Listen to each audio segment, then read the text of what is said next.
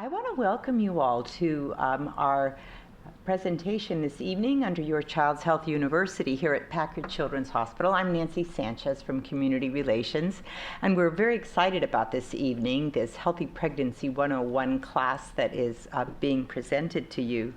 It's a great pleasure for me to introduce Dr. Natalie Aziz to you. She's a clinical assistant professor in obstetrics and gynecology and maternal fetal medicine at the Stanford School of Medicine and Lucile Packard Children's Hospital. Dr. Aziz actually attended Stanford School of Medicine, and she did her internship and residency at Stanford as well as a fellowship at UCSF.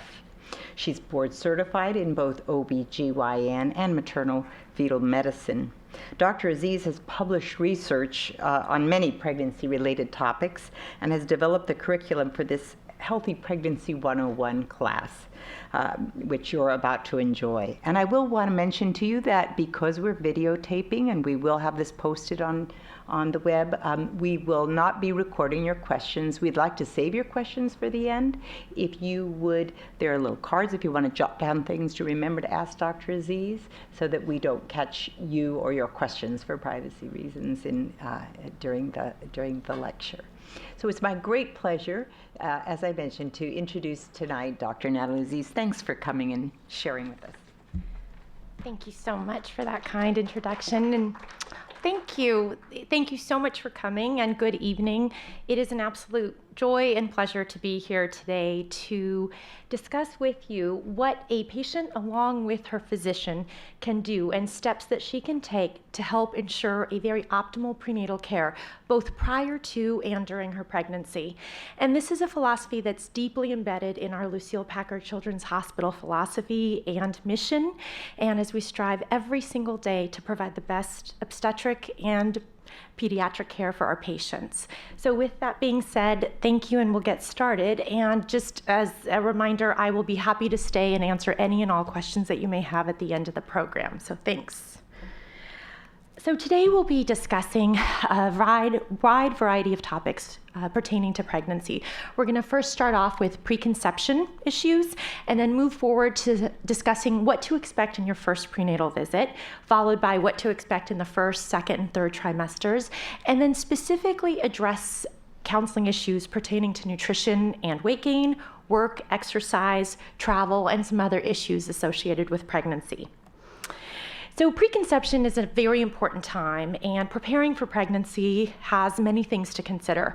To start off with, optimizing one's pre-existing medical conditions is extremely important. So that means things such as medical complications like diabetes, high blood pressure or hypertension, seizure disorder. All of those are very much aimed at helping to optimize them prior to initiation of your pregnancy. Next, we hope to aim for an ideal body weight or close to it with a normal body mass index. And then finally, promoting a really healthy lifestyle, not only with diet, but also avoiding substances such as tobacco, drugs, and alcohol is always helpful, especially in the organogenesis or organ development period during pregnancy. And finally, consulting with your physician is very important regarding a variety of issues, including medication safety. So there are many medications that we try to avoid in pregnancy, including things like Accutane, ACE inhibitors, which are used to treat high blood pressure, lithium, which may be used to treat seizure disorders, for example. You also want to avoid multivitamins with a high dosage of vitamin A, especially over 10,000 international units per day, in that these levels have been associated with birth defects, in particular neural tube defects or spina bifida, for example. Next, choosing a prenatal vitamin obviously is very important for many couples. In all reality, many prenatal vitamins are wonderfully sufficient. Things to keep in mind would be folic acid. Generally, we need about 400 to 800 micrograms of folic acid daily. And you generally want to initiate that a month prior to your conception attempts, and certainly to continue during this 2 to 3 months into the pregnancy and after conception. Thereafter, about 600 micrograms daily is needed, and many of that or much of that can be attained through nutrition, but supplementing it will always ensure that you have a sufficient amount. Next, DHA has played a big role lately in the news, and patients seem to ask, why is it so important? So DHA is one of the omega-3 long-chain fatty acids, and there has been some studies that show that there's some modest benefit to the promotion of visual as well as cognitive development in the fetus. So generally a recommendation of about 200 to 300 milligrams daily is made. Now you can obtain that through consumption of fish that is low in mercury, and we'll discuss that a little bit later, or supplement it through your prenatal vitamins as well. So generally you want about 200 to 300 milligrams daily. Now, next would be to track your menstrual period and to arrange your preconception appointment with your provider. And that may be anyone such as a primary care physician, a OB/GYN, nurse practitioner, or certified nurse midwife. And in that appointment, you can certainly talk about not only your pre-existing medical conditions, preparing yourself for pregnancy, but also things such as updating your immunizations, which is very important during the pregnancy period as well.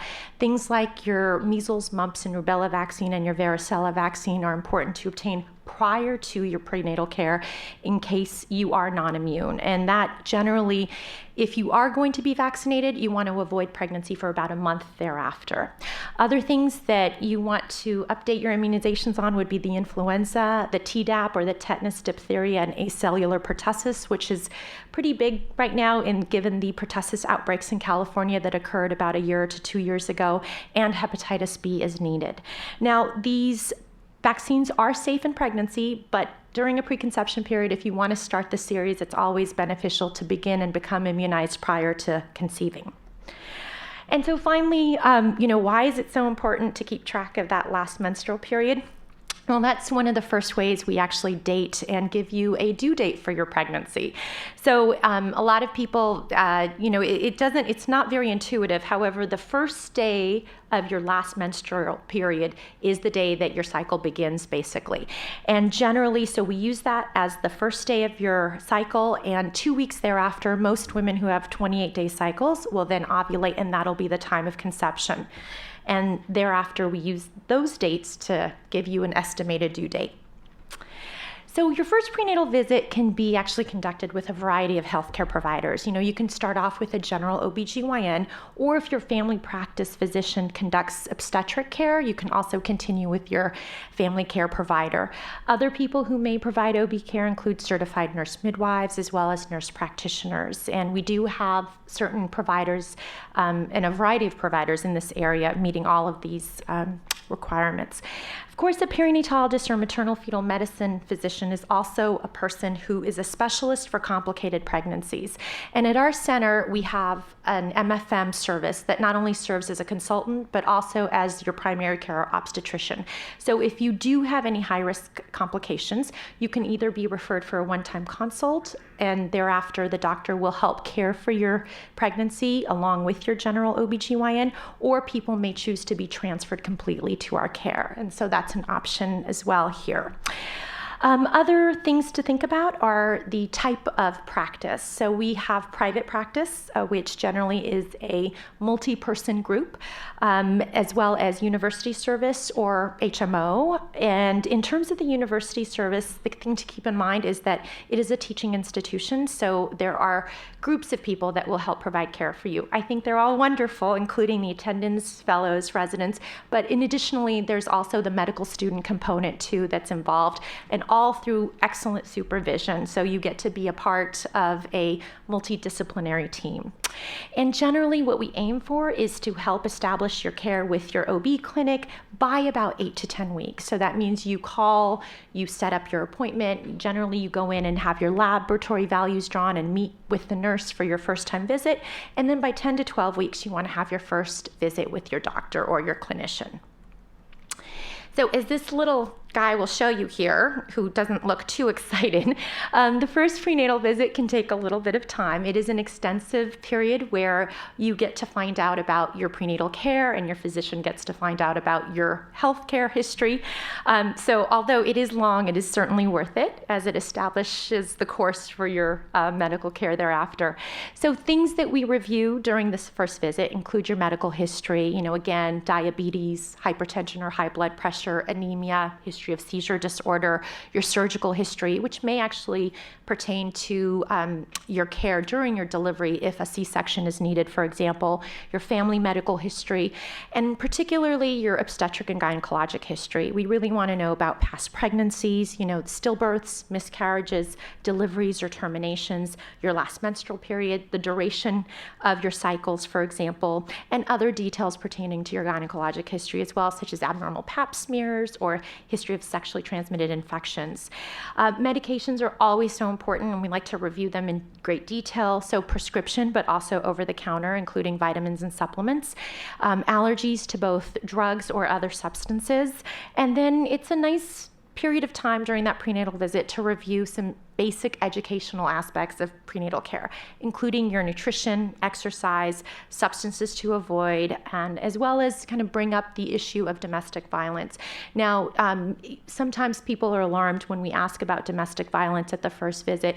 This should not be a stigma. It is something that we ask every woman who is pregnant. It's a very important time in prenatal care to establish that rapport and to question patients about any situations that may be harmful to them, whether it's at home or in other environments. So the prenatal exam in the first visit is also very exciting, not only because of the physical exam, but also because you generally have a first-time ultrasound performed where we actually look at the embryo and we determine if the confirmation of the pregnancy as well as the dating of the pregnancy. So that's where it's important that we keep track of your last menstrual period and determine if our ultrasound measurement actually correlates. Now this embryo here is about 7 weeks along and about perhaps almost the finger breadth of my index finger here. So very small, and we are able to demonstrate heartbeat at this point, which is very exciting and a great time. So, if partners want to come in for that first prenatal visit, it's always very rewarding. We also perform the pelvic exam and breast exam in addition to the traditional, lung, heart, abdominal exam. And then studies that we do at that time include a pap smear, studies for infections, as well as urine analysis and culture. And some additional prenatal labs, if they haven't been done already, with your nurse visit, include a complete blood count to again check for the level of hematocrit and hemoglobin and assess if someone has anemia, your blood type, the Rh status. We have a panel of infections that we check for, including HIV, syphilis, rubella, hepatitis B, as well as varicella, or the causative organism for chickenpox. Things also which we bring up are genetic disorders, including cystic fibrosis, and others as they apply to specific ethnic backgrounds. So the prenatal visit is also a wonderful time for you to become more informed about your care and a time for you to learn about the type of practice that your physician has for you. So it's important to review the scope of care. You can ask how many partners does that physician have, who covers when they're gone on vacation, for example, or what kind of call schedule they have, perhaps. Additionally, you can discuss what tests will be done, not only at this visit, but future visits to come, your expected course of pregnancy. And of course, it's always important to always ask, what should I be concerned about? What things should I report to you? Signs and symptoms to report to your provider. And those include vaginal bleeding, leakage of amniotic fluid from the vagina, or abnormal vaginal discharge, uterine contractions, pelvic pain. And once you feel the baby moving, fetal movement as well, which generally happens after the middle of the pregnancy, after 20 weeks in general, and any unexpected fevers, for example. It's also important to discuss the type of scheduled visits you'll be having, and we'll go over exactly how that is distributed. And then again, physician coverage on labor and delivery, because who you may see in the clinic, may not be on call the evening that you come in labor. So it's also nice to be aware of the partners that are available and hopefully will be providing care for you in some capacity. And finally, just to summarize things, it's also a good time at that point to explore the cost of prenatal care. If you are interested in your insurance coverage or your co-pays, that's a good time at the first visit to review that with the front desk staff, as well as practices that promote safe health for pregnancy, but also just throughout, including use of seatbelts. And in particular, dental care for pregnant women is very important in that poor dentition has been associated with preterm birth. So it's also important to become aware of that component of preventive health that can be employed during pregnancy. And then what type of educational programs are available and additional services. For example, do you have a nutritionist or dietitian? Is there an exercise program? Are there available studies that patients may participate in if they're interested for exercise, for example, or for different variety of things? So a typical pregnancy is generally 280 days or 40 weeks. And just to be aware that that does count from the first day of your last menstrual period. So that goes all the way back there. Again, another reason why the LMP is important to track. And it's divided into 3 trimesters. And the first trimester is about from 0 to 13 weeks, second trimester from 14 to 27 weeks, and third trimester from 28 to term.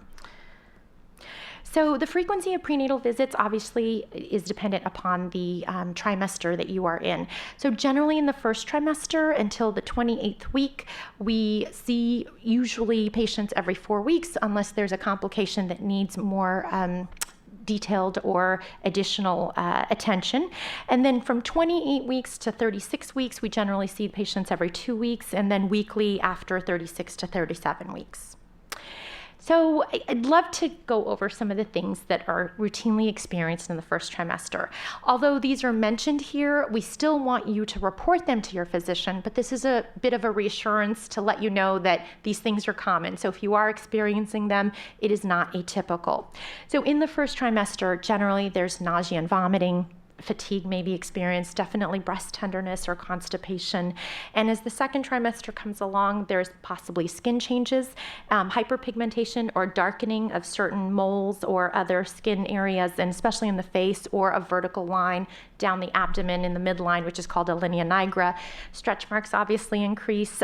Sense of shortness of breath due to the physiologic changes that are going on with the gravity uterus increasing. There's also that infamous broad ligament pain, where women will have a stretching sensation on the lateral aspects of their abdomen or uterus, and it really is the suspensory ligaments that are holding up the uterus that are starting to stretch as the uterus is becoming larger. And of course, unfortunately, varicose veins also may be more prominent during this time, as progesterone does relax muscles, and therefore varicosities may be more prominent. In the third trimester, you may start to feel contractions, and up to 3 to 4 per hour are actually within normal physiologic range. So that's something to be reassured about. Obviously, we want you to report your contractions to your physician, but again, it's nice to know that a few is appropriate. Back pain can definitely be problematic during this time, as the weight gain of the pregnancy and the uterus can place strain on the back, for example. Lower extremity pain and swelling is certainly very common as well. Breast discharge may be common as lactation is starting to progress. Increased vaginal discharge and gastric reflux. And gastric reflux seems to be a very, very common and very common symptom during pregnancy. So if you do have that, please let your doctor know. There are many things that we can do to help treat, whether it's from lifestyle modification of the way that you sleep, or smaller meals, less spicy meals, to additionally where we can actually treat you with medications. So fetal development is this amazing period where from about 12 weeks, the fetus actually goes from about a 2-inch fetus, basically, and to about 20 weeks, where the length is about 6.5 inches, and the weight is about about half of a pound or so. And then finally, this development goes on to 40 weeks, where the infant is now approximately 7.5 pounds and 20 inches when he or she is born. So there's a dramatic evolution of fetal development during that short 40 weeks of gestation. And just to show you what your uterus looks like at 12 weeks, it's about the size of a grapefruit. So at 12 weeks, this is the size of your uterus, and this is the adorable size and look of your baby. So as you can see, at about 12 weeks or so, it ranges anywhere between 6 to 7 centimeters. And it's amazing. With newer advances in ultrasound technology, we are able to capture some really beautiful images of the fetus, even at this very early stage. And it's always a lovely event to share with our families and parents. And again, when undergoing your first trimester ultrasound nuchal translucency, it's always nice if you do want to have a partner come in to share this lovely picture with them. So first trimester also is an important time to review the genetic counseling considerations for specific families. There are many families, such as African American or Mediterranean, that may need counseling in sickle cell anemia or thalassemias, for example. Tay-Sachs disease, cystic fibrosis, Canavans, and familial dysautonomia is, again, are considerations of genetic disorders for specific ethnic backgrounds. Of course, inheritable diseases are also important to consider. So if your prior child, for example, had a heart defect, we definitely want to know with subsequent pregnancies for further evaluation. And then finally, for screening and testing of chromosomal abnormalities, there are a variety of screens and diagnostic procedures that you can be offered. So to start off with, the screening includes a nuchal translucency, which is generally performed between about 11 to 14 weeks, and that is combined with the first and second trimester blood screens. And it's a very high sensitivity mode of screening patients for chromosomal abnormalities of the fetus. And then finally, for diagnostic evaluation, which includes testing that is invasive though, either a chorionic villus sampling, which is actually sampling of the placental tissue in the first trimester, or an amniocentesis can be performed in the second trimester, where we actually sample the amniotic fluid. So nuchal translucency and the analyte or hormonal screening is done between about 10 to 13 weeks for the blood work, and the nuchal translucency is about 11 to 14 weeks. Chorionic villus sampling is performed about 10 to 13 weeks. So very early on, you will be offered the option of deciding whether you want screening or diagnostic testing. And this is a picture of what our nuchal translucencies look like for babies that are very well behaved. If you've ever gone to an ultrasound, sometimes the fetuses won't exactly, have that perfect midline profile, and we have to, be very patient with them, but ultimately they usually come around.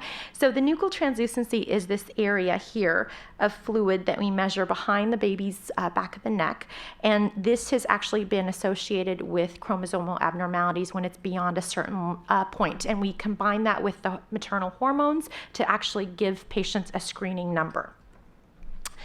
So common things that may occur in the first trimester.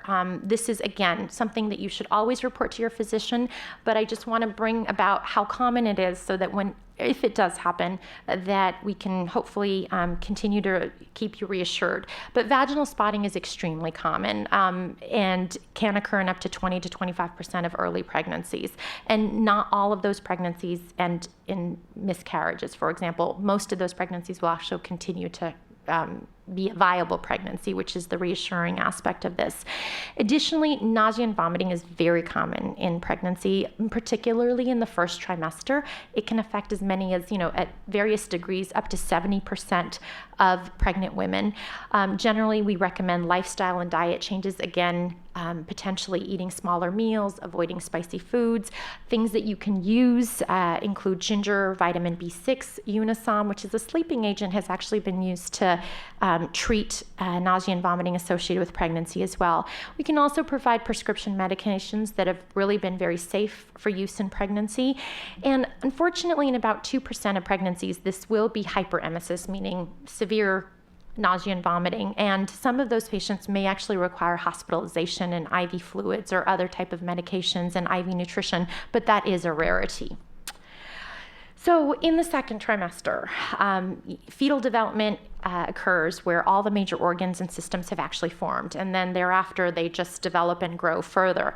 The remainder of the time after the second trimester is really devoted to increase in weight, and the fetus will actually increase its weight by 7 times over the next few months. So there's a dramatic period of growth in the fetus in the third trimester. Fetal movement generally is felt at about 20 weeks for first-time pregnant women, and as early as about 18 weeks or so for recurrent pregnancies, as moms get to know a little bit more about how a fetal movement may be and are able to recognize it a little bit earlier. So no matter how many ultrasounds I've done in my life, every one of these is a very special moment as we perform the anatomy ultrasound at about 20 weeks or so. This is the time where we get to introduce you to your baby and all of his or her parts, and that's when we do a very detailed survey of the fetal anatomy, where we look at the head, the heart, the gastrointestinal tract, we look at the genitourinary areas, we look at the limbs, and assess also the pelvic organs, including the uterus and the cervix, which is the lower portion of the uterus, and the ovaries. So this is always a very exciting time, and with the advent of and use of 3D imaging as well, it's amazing what pictures you can capture during these ultrasound assessments. In the second trimester, we also do the quad marker, which assesses for the some common genetic abnormalities, including trisomy 21 and 18, and for neural tube defects such as spina bifida or abdominal wall defects. We also perform amniocentesis if desired, and again, this is an invasive testing where we actually sample the amniotic fluid, and this occurs anywhere between 15 to 20 weeks. And then in the late second trimester, which is up to 28 weeks or so, we do our gestational diabetes screen and then check the blood count again, because there's a component of physiologic anemia or lower blood count that is very common in pregnancy due to hemodilution, and we just want to assess and make sure that we have a good account and marker of the current blood count status. So third trimester, we'll see you more frequently. After 28 weeks, we generally see you every 2 weeks, and then in the last 4 weeks or so, we see you weekly. Those times, again, we are measuring your weight, measuring your blood pressure, measuring the uterus to check for proper growth of the fetus.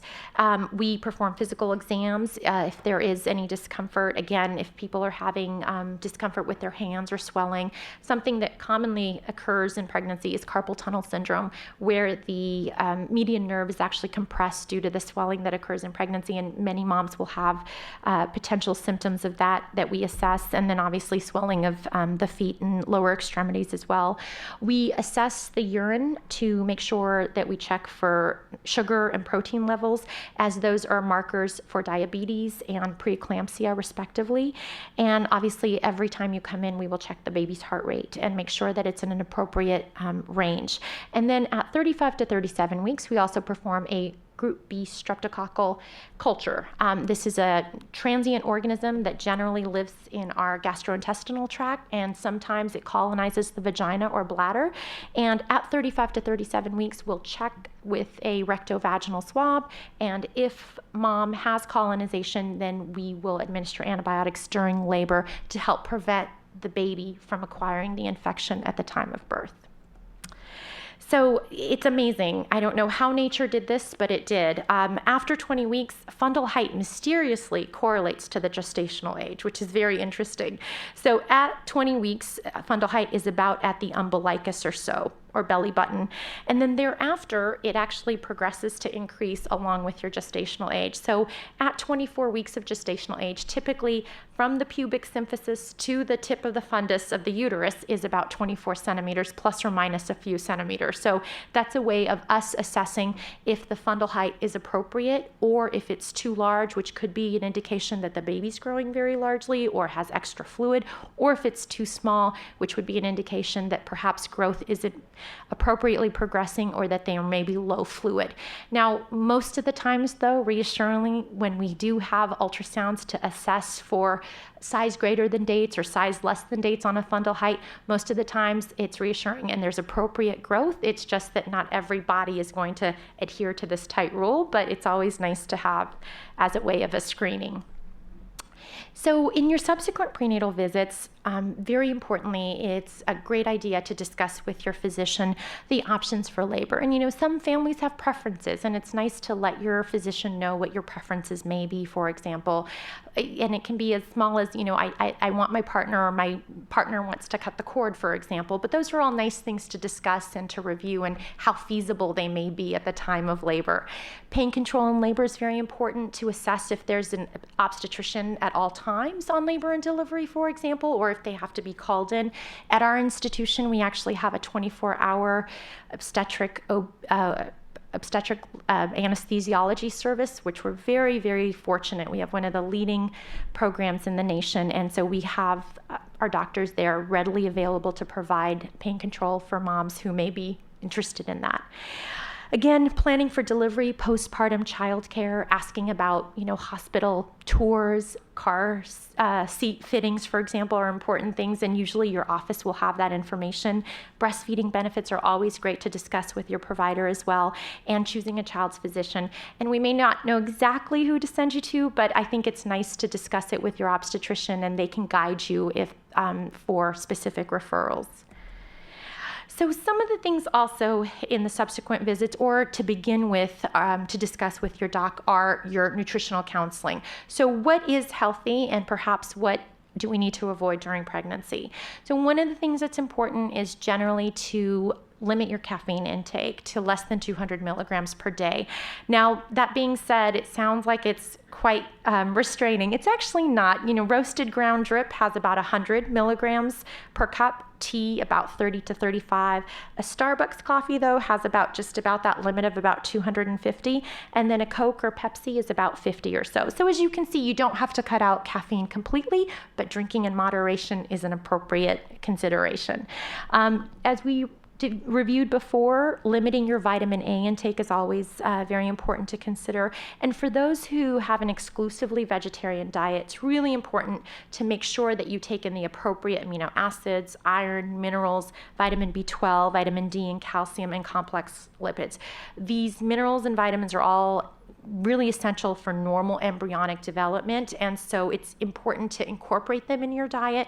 And I think a consultation with a registered dietitian or a nutritionist is very helpful to help you prepare and to continue to provide appropriate nutrition during your pregnancy. So another nutritional counseling matter that comes up is fish, and how much can I eat, and what form can I eat? So this is a very excellent topic to discuss with your obstetrician.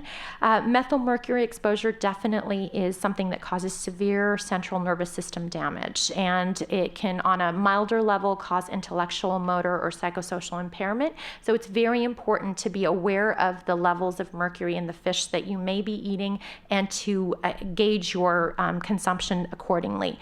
Things that you want to avoid, fish-specific types are shark, swordfish, king mackerel, tilefish, because they have really high levels of mercury.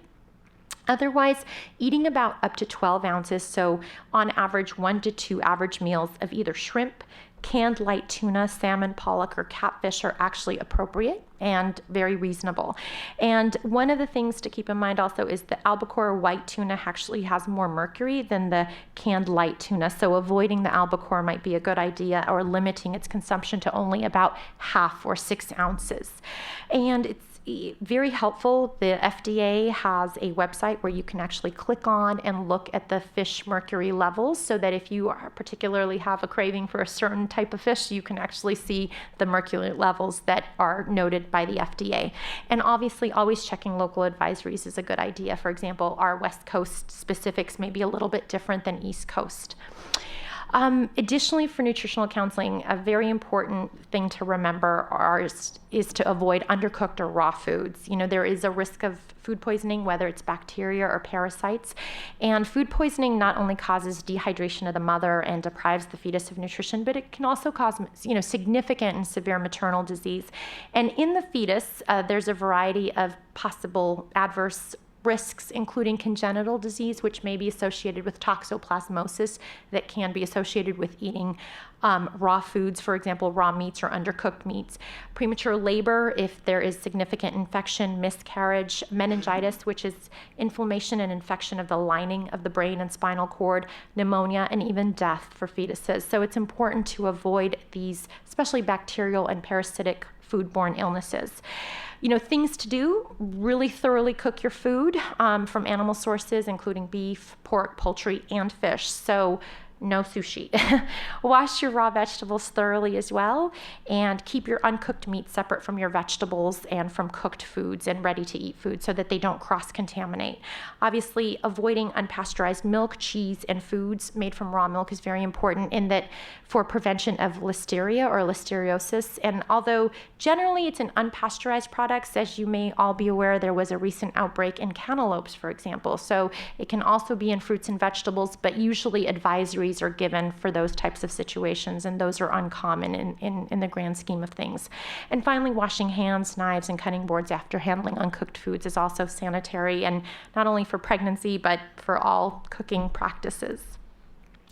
So you may ask, what's an appropriate weight gain now that we've talked about all the foods that I can and cannot eat? Well, our weight gain is generally based on our body mass index. And body mass index we calculate using your weight divided by 2 times the height, basically, or height squared, I should say. So for lower body mass indexes, there is more a generous recommendation for weight gain, anywhere between about 28 to 40 pounds. For normal BMI, which on average is about 18 to 25 or so, general weight gain is about 25 to 35 pounds. And for high BMIs, so between 25 to almost 30 is about 15 to 20. And obviously the higher the BMI, such as obese, which is greater than 30, the lower the recommended weight gain. And average weight gain per trimester, and this is just average because in all reality, it's very, not many people may fit this standard. However, generally we quote about 3 to 4 pounds in the first trimester, 12 to 14 pounds in the second trimester, and about 8 to 10 pounds in the third trimester. And in terms of all the weight and what components make up this weight, well, at term, your baby is about approximately 7.5 pounds or so. Your extra maternal energy sources, including fat, protein, and other nutrients, make up another 7 pounds that you have stored. Fluid volume that also we store in third space, the lovely swelling that may come about, for example, is an additional 4 pounds. Breast enlargement is 2 pounds. The uterus itself becomes very large and gorged with vessels, and it itself weighs 2 pounds. Amniotic fluid is another 2 pounds, and then the placenta is approximately 1.5 pounds. And the thing to remember is that generally for pregnancy, an increase of about 300 calories per day is recommended for a goal of 2,500 for singleton pregnancies. Now, this goal is a little bit higher for twin pregnancies as moms need additional nutrients. So additionally, the specialized counseling that we talk about during pregnancy, if vaccinations were perhaps not updated prior to pregnancy, reassuringly, things like the flu vaccine, hepatitis B, hepatitis A, Tdap, pneumococcal, and meningococcal vaccines can all be administered safely during your prenatal care. We try to avoid the measles, mumps, rubella, and varicella vaccines in pregnancy. However, this is for theoretic concerns. So if one does inadvertently get the vaccine during pregnancy, please consult your physician and hopefully they'll reassure you as to that it's just a theoretical risk and not significant severe outcomes have been demonstrated when people do get these vaccines inadvertently. Additionally, whenever you go to a physician that may not be an OBGYN and that there's need for x-rays, please always consult your physician of your prenatal care. Generally, dental and chest x-rays are permitted during pregnancy. Other types of imaging we consider, but only if they're needed for significant maternal management issues. So it's always a good idea to talk about any x-rays with your OBGYN before proceeding with them. Additionally, I think pregnancy is a great time for specialized counseling for individuals that may need assistance in terms of tobacco, substance abuse, domestic violence, or medication use, whether it's prescription or over the counter. It's an amazing period of time when the inspiration and motivation for healthy well-being and prenatal care can really motivate individuals to lead healthier lifestyles. So I think it's a great time to modify one's lifestyles to benefit not only long-term outcomes, but also your prenatal care. So in addition, pregnancy brings to the conversation of what to do during everyday activities. You know, this includes work, exercise, sex, sleep, travel, air travel, car travel. So I'm going to just go over very briefly some considerations for each of these topics. So during pregnancy, many or most women will actually continue to work without complications. You know, it really does depend on the type of work and your medical condition. But for most low risk or uncomplicated pregnancies, a pregnant woman can continue until her third trimester, until she's ready to take her time off, basically. So physical job demands, though, that include prolonged standing or walking, heavy lifting, working at various shifts, for example, or job stress may affect pregnancy. And so if that that's the case, I really encourage you to discuss these things with your physician so that you can kind of modify your perhaps work environment to best benefit a optimized prenatal course. Things that you want to watch out for in the workplace include metals like mercury and lead, solvents in the house cleaning industry, for example, cleaning agents and pesticides, exposure to pharmaceutical agents, in particular, for example, those medical personnel that work with chemotherapy. It's very important to remember chemotherapy can be associated with miscarriage, low birth weight, or malformations, and so being aware of your environments is very important. Infections are another common workplace adverse event that we deal with quite often. So whether you're a school teacher or a nurse or a physician or just a plain mom who's at home with her 2-year-old, there's things that can happen such as hepatitis or chickenpox, rubella, CMV, parvovirus, or toxoplasmosis, and other infections that may actually influence pregnancy. And so those types of infections not only need to be reported to your physician, but it's good to kind of assess your work environment to see what you may be exposed to and discuss that with your OB. And then finally, physical agents like radiation and radioactive waste definitely need to be avoided, as they can actually lead to birth defects, miscarriage, and developmental issues. And extreme heat, especially in the first trimester, has been associated with birth defects. So if you have a really high fever, especially in your first trimester, or you just love the jacuzzi and sauna, those are things to actually discuss with your OBGYN, because you really want to avoid high heat environments. So the AMA, or American Medical Association, recommends these lovely things for pregnant women. And I really implore you to bring them up at your workplace. You need to take a break every few hours. You need to take a longer meal break, if possible, every 4 hours. Drink plenty of fluids on the job, if possible. And you want to vary your work positions, continuously from sitting to standing to walking. And you really want to minimize heavy lifting and bending. I had a patient who, is an employee at Costco and had to go up on really high ladders. And that was just something that was not very safe for her during her pregnancy. So we modified her work activity. And that's something that your OBGYN will be happy to do depending on the certain situation.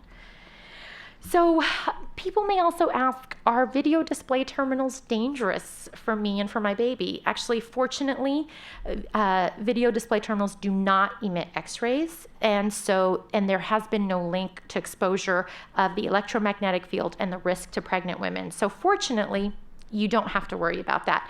Now, computers, just as in non-pregnant individuals, can be associated with neck, wrist, hand, shoulder, and back pain, and this may be exaggerated in pregnancy, so prolonged sitting at a computer terminal may not be the best for these symptoms. So if that happens, just bring it up with your physician, and I'm sure that they can work something out with your boss, basically, to help relieve some of those symptoms. And just like in non-pregnant patients, you definitely want to take frequent work breaks. You want to use detachable keyboards and adjustable chairs, and use non-reflective glass on the screen to basically adjust the lighting and contrast. Now, exercise in pregnancy. It's very important to stay healthy throughout your life, and additionally during your pregnancy course. So pregnancy and exercise is actually a wonderful symbiotic relationship, and we've definitely determined that exercise has many benefits in pregnancy. It can minimize the physical discomforts of pregnancy itself. It's beneficial for women with diabetes and can help keep both gestational diabetes and preconception or pregestational diabetes in better control. It actually has been proved to improve mood, energy, sleep patterns. It can increase your endurance and strength and muscle tone, and it can improve or help with the recovery after the birth of your baby as well. So if someone is healthy and has been exercising and physically fit before the pregnancy, they can safely continue to exercise throughout their pregnancy course. Obviously, you want to let your physician know throughout your pregnancy, but generally continuation is very appropriate. However, women who have not had a exercise regimen prior to pregnancy, we highly encourage you to really speak to your physician before starting one. It's very important to discuss this in consultation with your doctor so you can set up a reasonable regimen to begin you gradually. So your target heart rate in terms of how hard can I exercise. So we usually like to say keep it below about the 140s or so. And really this is a level where you can conduct a normal conversation with an individual. So if you're able to talk without taking deep breaths and huffing and puffing, that's generally a very appropriate exercise level and correlates to less than 140 beats per minute. Your goal is up to about 30 minutes per day. And again, for those individuals who've never started an exercise program, you want to start this gradually and discuss it with your physician first. You want to drink plenty of fluids. You want to avoid extreme exhaustion, excessive heat, and lying flat on your back as well. And of course, if any of the following things occur in your pregnancy, we do ask for potentially modifying your exercise regimen. So whether it's preterm labor in the current or past pregnancies, if there's active vaginal bleeding or cervical issues, if there's leakage of amniotic fluid, if you ever experience shortness of breath, you should stop and discuss it with your physician and probably obtain some additional studies. Dizziness or fainting is another period of time where exercise may not be safe, decreased fetal activity or other complications. If your heart rate is greater than the 140 and you're not able to exercise at a level where you can sustain it below that level. And then obviously certain health problems such as high blood pressure, for example, may not make you an ideal candidate for the exercise regimen that we discussed. However, again, these things are all done in consultation with your physician, and bringing these up to your physician is important. So exercises to avoid in a healthy individual, things that obviously could potentially be unsafe if there was an accident or a fall. So including horseback riding, water skiing, scuba diving, contact sports, high altitude skiing. So virtually any exercise that can cause a serious fall. Things to also consider for exercises that are not within this group. So exercising on your back for the first trimester after the first trimester may actually reduce blood flow to your uterus. So we generally say avoid exercise on the back in the second and third trimesters. Exercising in a vigorous, hot, humid environment or weather conditions is also not recommended, in that you have less of an ability to have efficient exchange of heat at that time. And so we don't want to dehydrate you or cause a hyperthermia situation. And then finally, exercise, which consists of Valsalva maneuver, which is holding a breath during some type of exertion, can cause increased abdominal pressure, and so we recommend avoiding those types of Valsalva maneuvers. So although some people seem to water ski, we do recommend that pregnant women do not, but it seems like it's very tempting right here. It's so easy for so many people. So sex during pregnancy, that's a question that comes up often, and it is a very appropriate question. In most cases, sex during pregnancy is completely safe and is appropriate. Intercourse, however, may be avoided in special circumstances. Again, those that need to be discussed with your OB. So when there's vaginal bleeding, if there's any discomfort that is atypical for you, leakage of amniotic fluid, or significantly different discharge and contractions. And in terms of sleep positions, most of you may be aware that we do recommend not lying flat on your back, especially in late pregnancy, in that this places, when you're flat on your back, it actually places pressure on the blood vessels that return blood back to your lower body from your heart, including your uterus. So it actually may prevent the appropriate and sufficient amount of blood getting back to your uterus and to perfusing the placenta and reaching the fetus. So that's why we recommend you to sleep on your side. Sleeping on the stomach, again, also is not recommended late in pregnancy, as it applies pressure on the fetus that may be not completely safe for the fetal environment. And finally, on the side is the best sleeping position. Usually we say left, but sometimes you just can't stay on the left and you do need to change your positions, and that's completely appropriate. It does allow for maximum blood flow to the fetus. It improves the kidney function of the mother, and it may actually reduce the swelling, as it allows for better perfusion and return of blood from the lower extremities to the heart. One of the things that is really challenging for pregnant women is to sleep on their sides, and so that's why we recommend placing a pillow between the knees. It actually helps improve the side position and makes it more tolerable, and many women find it much more comfortable. So travel during pregnancy. Fortunately, traveling during a pregnancy is actually, it is appropriate and may be performed, but always remember to consult your physician. You want to make sure that you've been recently seen by your OBGYN before you take a big trip. You want to have a copy of your prenatal records. Hopefully nothing adverse will occur, but if you needed to go to a hospital, it's always very nice to have a clear record of your documented pregnancy course when you are being evaluated by a physician that may not be familiar with your case. During long airplane or car rides, we definitely recommend you ambulating if possible. You want to wear compression stockings, especially on long trips, for example, airline trips or car trips. And travel usually after 36 weeks thereafter is not recommended, and that's either by car or plane where you are going significant distances, as that's the time where most labor will occur, and we really want you to avoid having to present to an unfamiliar area and in labor, for example. And then always using a seatbelt, either in a car or a plane. And this little schematic here demonstrates, so a seatbelt should be placed underneath the belly and not over or across the belly. So the green area here is the appropriate placement of the safety belt. And then finally, just as a reminder, the most pivotal and important time for organogenesis and organ development of the fetus is in that first trimester, generally before you even find out that you're pregnant. So in that preconception period where you are thinking about pregnancy, it's very important to keep your medications in mind. The period of organogenesis is between 4 to 8 weeks of gestation, and this is the time when the fetus is most vulnerable to birth defects from prescription medications or non-prescription medications even. And so that's an important time to always keep that in the back of your mind, especially even before you're pregnant, to think ahead and see what types of medications would be safe if I were to become pregnant.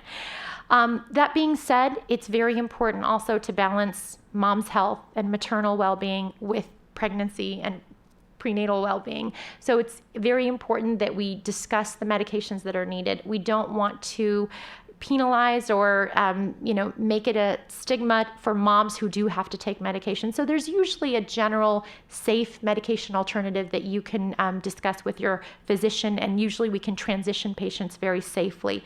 And then finally, we use the medication that's least likely to cause birth defects and least teratogenic. And fortunately, most drug classes will have medications that do not cause birth defects that we can safely transition moms to. And finally, just keeping the risks of alcohol and drugs, cigarettes, infectious diseases, medications, uncooked or unpasteurized foods, and then medical conditions as well in mind, including diabetes, high blood pressure, sexually transmitted infections, and to kind of wrap it all up and to think of these things as being potential situations or environments or substances to avoid during pregnancy is always a good, healthy rule. And finally, when to call your doctor. We reviewed things, signs and symptoms to report to your physician, but additionally, any vaginal bleeding, pelvic cramps or pressure should be reported. Fevers that are greater than approximately 101 degrees should be reported. Leg swelling, especially asymmetric leg swelling, which pregnant women are more at risk for blood clots in their lower extremities. So we never take this lightly. It's always a serious situation, and we definitely want to evaluate you as soon as possible.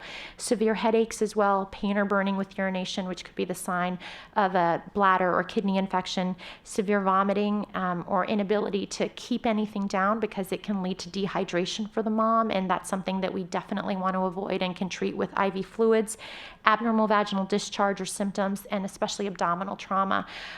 Whether it's through a motor vehicle accident or a fall, we always want to know if there has been abdominal trauma, and that especially in the late second and third trimesters, we like to monitor the fetus. So it's always better for you to call us as soon as possible. And finally, thank you. I want to thank everyone for your time and attention, especially in this late evening. And I want to thank Mrs. Sanchez and Stonestrom for the Office of Community Relations and Community Programs for helping us establish this evening.